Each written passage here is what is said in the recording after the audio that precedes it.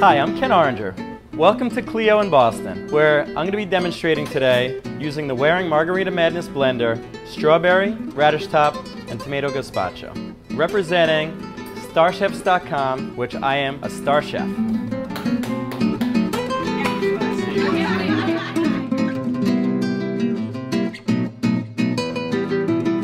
So today I'm making a strawberry and radish top gazpacho, and it's inspired by the Waring Margarita Madness blender.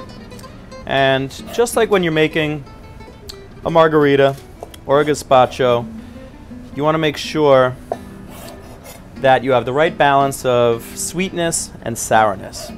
With the gazpacho, I want to keep it a little bit minimalist, getting bitterness from celery bitters, which I think would also work really well in a margarita.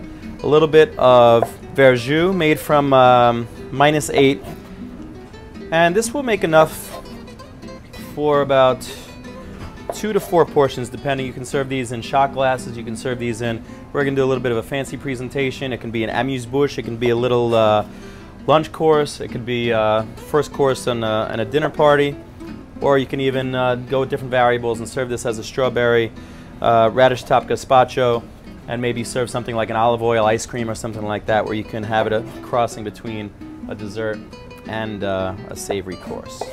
We'll get our Margarita Madness ready over here. Pop our strawberries in. It's okay if there's a little bit of tops. I love, again, the little tannic quality that you get from the tops of the strawberries, and we're going to get a little bit of that as well from the radish tops.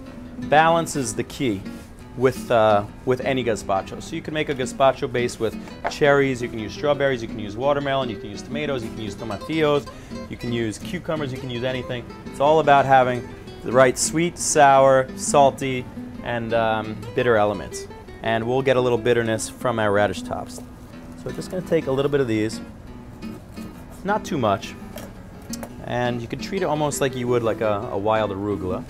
So it'll give us a spicy, bitter pepperiness. Then we'll pop a little bit of salt.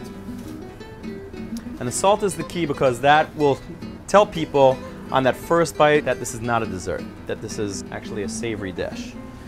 This is tomato water, and this is made by using our Waring food processor, where we basically puree tomatoes with a little bit of sea salt, and then we hang it in 3 layers of cheesecloth overnight under refrigeration, and you're left with the pure essence of tomato. So this is pretty much how they make champagne out of red wine grapes as well, just through filtration. So this will give us a lot of the tomato background flavor without being overly kick-you-in-the-face tomato flavor. Then we'll just go a little bit of heirloom tomato. Again, this is from the same farm where we got the strawberries and the radishes. This blender is so powerful that you don't have to dice everything so small, which a lot of other blenders, you have to dice things so small that it takes all the fun out of cooking, which nobody wants to spend an hour small dicing tomatoes just to throw in a blender. Go a little bit of our -8 verjus. So just a little bit, because this is a little sweet and a little sour. This is our celery bitters. And again, this is just like making a margarita. We're just throwing little splashes of a couple things in the blender. Gazpacho came from Spain, and every gazpacho should have olive oil in it. It's very important that you have that little background flavor, that richness. Every gazpacho from Andalusia to Catalonia, they're all pretty much olive oil based, whether it be ajo blanco or traditional tomato-based gazpacho. This right here is pickling liquid from unripe strawberries, which we're going to garnish the soup with. You know, a lot of people think vinegar is the only sour that you can use. Here we're using a pickling liquid, we're using celery bitters, we're using a verjus, and we'll also be getting a little bit of a sour effect from dried black olives as well. Okay, we're going to season a little bit of spice, which I love. This is actually Aleppo pepper, which is a pepper from Turkey. And we're just going to buzz it up. We'll start pulsing it to get the action going.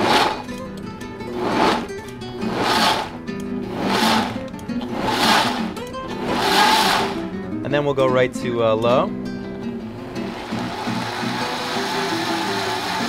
then we'll go to high.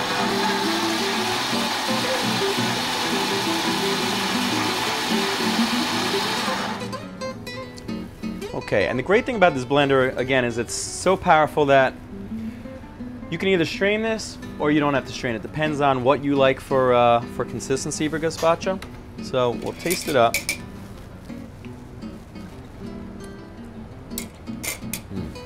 That is good. We'll go a little more rustic today. I think this is more the style that I'd serve at home as opposed to Clio. So I think we'll go with it just like this. I like that little bit of texture to it. So then what we're gonna do is we're gonna take our sardine into a couple little pieces. And again, this goes on the same effect of salty and sweet, which I absolutely love. So just into little medallions. Then we'll start plating up over here.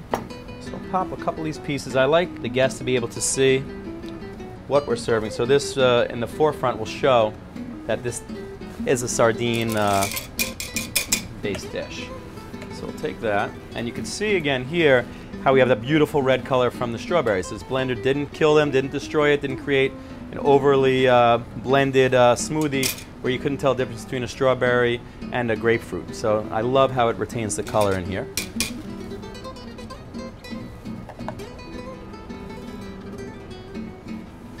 A little bit of sorrel emulsion, a little bit there.